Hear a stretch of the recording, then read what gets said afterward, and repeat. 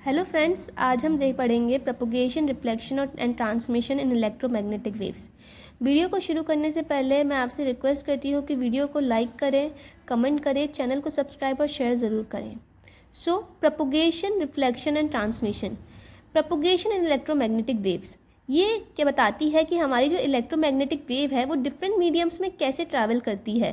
जैसे कि air, space, water हमारे डिफरेंट मीडियम्स हो गए, तो हमारी इलेक्ट्रोमैग्नेटिक वेव उनमें कैसे ट्रैवल करेगी। ये हमारे 3 मोड्स होते हैं प्रोपगेशन के। सबसे पहला होता है हमारा ग्राउंड वेव, इसे हम सरफेस वेव भी बोलते हैं।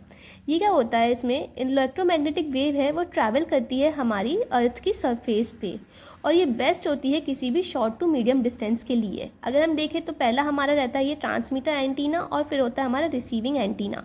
ये हमारे अर्थ का सरफेस ग्राउंड हो गया, और हमारी इलेक्ट्रोमैग्नेटिक वेव इस सरफेस पे ट्रैवल कर रही होती है। अब ये जब ट्रैवल कर रही होती है तो क्या करती है, स्लाइटली हक करती है हमारे ग्राउंड को, क्योंकि हमारा जो अर्थ का सरफेस होता है वो स्लाइटली डाउन होता है, इसलिए पहले ये हक कर लेती है हल्का सा, एंड देन उसको रिसीविंग एंटीना तक ये पहुंचती है।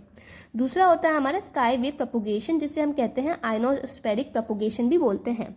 अब इसमें क्या होता है, हमारा एक ट्रांसमीटर हो गया, रिसीवर हो गया, एंड जो है हमारे इलेक्ट्रोमैग्नेटिक वेव्स इस तक जाती हैं। जो ट्रांसमीटर होता है वो वेव्स को सेंड करता है स्काई पे, जहाँ पर जब वो आयनोस्फेयर के कांटेक्ट में आती है तब वो रिफ्लेक्ट बैक हो जाती है और हमारे रिसीवर तक पहुँच जाती है। अब इसमें जब हमें क्या करना हो कि किसी भी बड़े कम्युनिकेशन को हमें अचीव करना हो तो हमारे स्काई वेव प्रोपगेशन काम में आता है। इसके बाद आता है हमारा स्पेस वेव प्रोपगेशन, इसे हम ट्रोपोस्फेरिक प्रोपगेशन भी बोलते हैं। अब जब हमारा इलेक्ट्रोमैग्नेटिक वेव जो रहती है वो प्रोपोगेट होती है ट्रांसमीटर से, जब हमारे रिसीवर तक जा रही होती है तो सबसे पहले वो सैटेलाइट के कांटेक्ट में जाती है, और वो क्या, इसमें कोई भी रिफ्लेक्शन और रिफ्रैक्शन नहीं होता है। इस प्रोपोगेशन को हम कहते हैं स्पेस वेव प्रोपोगेशन। इसमें क्या होता है, direct line of site communication होता है बिटवीन ट्रांसमीटर एंड रिसीवर, और ये टीवी ब्रॉडकास्ट, सेल्युलर कम्युनिकेशन, इन चीज़ों में काम आता है। उसके बाद आता है हमारा reflection in electromagnetic waves. Reflection occurs when an electromagnetic wave bounce back from space of medium rather than passing through it. इसमें क्या होता है, रिफ्लेक्शन हमें नाम से ही समझ आता है कि इलेक्ट्रोमैग्नेटिक वेव क्या करता है, बाउंस बैक हो जाता है। मतलब वो उसमें जब भी किसी सरफेस पे जाता है तो वो बाउंस बैक कर जाता है।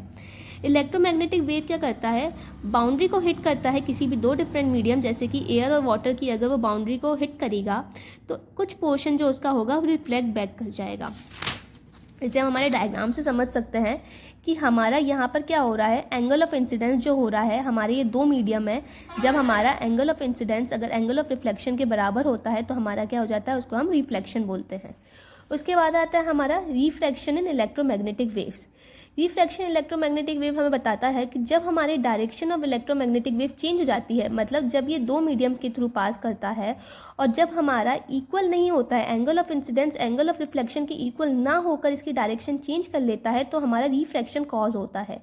ये कैसे होता है, जब इलेक्ट्रोमैग्नेटिक वेव 2 डिफरेंट मीडियम पे हिट करती है तो उसकी स्पीड चेंज हो जाती है। उसकी स्पीड चेंज करने से ये एक डिफरेंस क्रिएट करती है ऑप्टिकल डेंसिटीज़ में 2 मीडियम्स के बीच में, और इस स्पीड के चेंजेस के कारण हमारी जो है डायरेक्शन हमारी चेंज हो जाती है। इसको कहते हैं रिफ्रैक्शन इन इलेक्ट्रोमैग्नेटिक वेव्स।